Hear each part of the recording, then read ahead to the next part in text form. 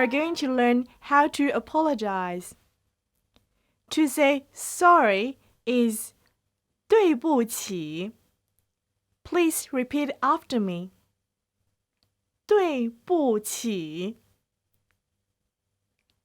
对不起。对不起 is just one word which means sorry. 对不起。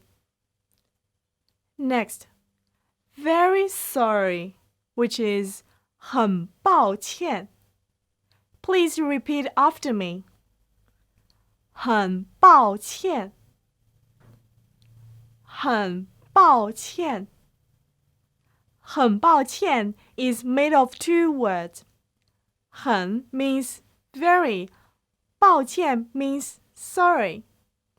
很抱歉。If you want to say sorry for the trouble, you would say 麻烦你了。Please repeat after me.